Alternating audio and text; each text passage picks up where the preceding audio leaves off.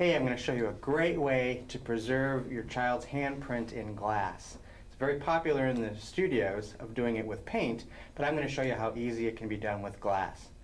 So I've got my assistant Jack here who's lending his hand. He's going to show you how easy and fun it is for kids to show their hand in glass. So Jack's got his hand sitting on a piece of our fiber paper. I'm going to take a pen and we're going to just draw around his little fingers. So hold your hand really still.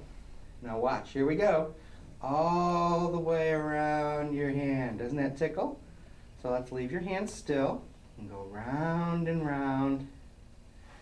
Perfect. You're doing a great job, Jack. Perfect. Great. Thank you. So now we have Jack's hand all drawn on the fiber paper. So I'm going to take the pen and I'm going to round off the wrist area. Perfect. Great. So now we've got his hand on our fiber paper. So I'm going to take a piece of scissors. I'm sorry. I'm going to take a scissor and I'm going to cut this out. It just cuts out really easy. Go all the way around the fingers. And if you weren't so accurate when you were drawing, now's your chance to clean that up just a wee bit. So whatever shape you cut here will be exactly the shape it will form in the glass.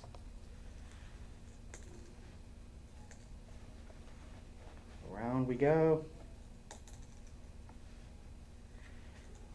I'm going to be putting this on a round piece of glass that after it's fired first, we can slump it into a bowl. What a great keepsake item this would be.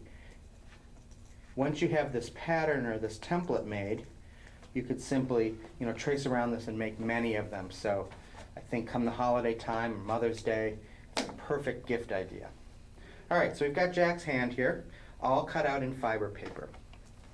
So this is our clear glass blank. This is going to become our hanging plaque or our bowl. So this other piece of paper I have here, this is called thin fire paper. This is what we're going to set on our kiln shelf to keep this glass from sticking to it during its first firing. So I'm going to set the glass here and I'm going to draw around it a little bit larger than the project. Something like so. And I'm going to trim off this excess with a scissor. And that marker that I drew with, that doesn't mean anything, so don't worry about being real particular when you're cutting. Just to give us something visual, to give us a rounded shape. And again, don't throw away these scraps. If you may have a small project, or since we're doing a kid's project, you may want to use some of these scraps to help you make kid-friendly glass. You may want to check out that section on our video. All right, so we have our thin fire paper. Now I'm going to take our fiber paper and I'm going to coat it with a generous amount of our clear fire adhesive.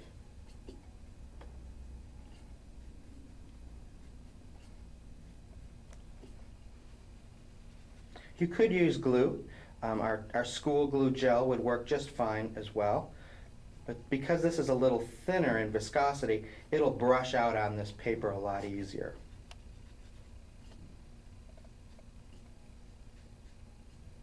I should have asked Jack what his favorite color was, because you can choose any color Frit.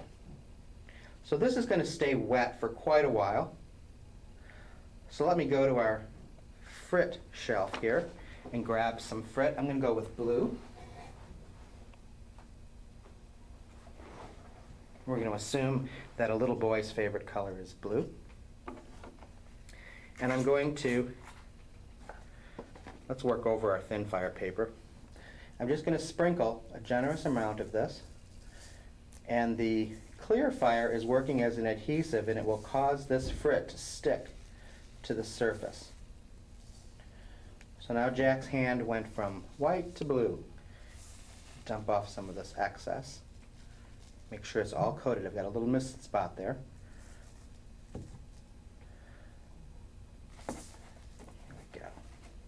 well coated. And when you're working with Frit in this way, it is important to work over a surface that you can pick up and recycle this Frit back into its container so you're not wasting any. So it's very cost efficient.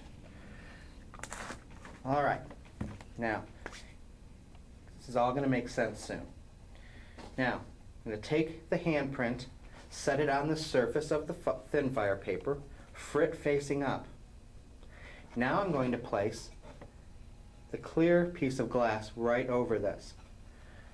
So now during the firing, this is going to become liquid and adhere all of that Frit powder to the back side of this glass, and it will become one piece. After the firing, I'll be able to remove that piece of fiber paper, and all that will be left touching the glass is that Frit. So now that we have our hand positioned, we need to add some sort of an embellishment around the edge. We're going to be using our glass pebbles. This is a real easy way of adding a burst of color to any project without having to cut glass. So I've got a variety of colors here in front of me, so let's just mix this up and make it fun. I'm going to use glue, ordinary school glue gel, and I'm using a toothpick because we just want pinpoints of glue, and I'm going to go around the edge of my design with dots of glue. Then I'm going to come back and just drop in glass pebbles. So these are going to melt down and spread out slightly, kind of like cookie dough in the oven. So I want to leave a little bit of space between them to allow for a little bit of expansion during firing.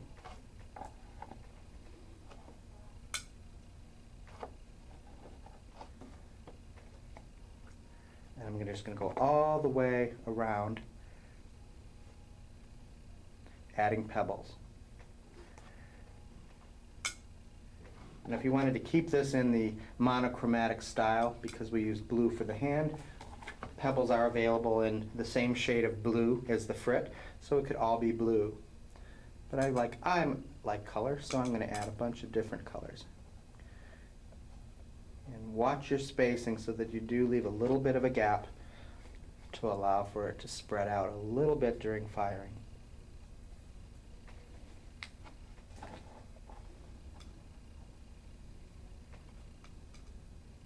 You could easily substitute our kid-friendly glass around the edge if maybe you had a child wanting to assist in this, making a gift for mom or dad or grandma or their favorite teacher or coach or something like that.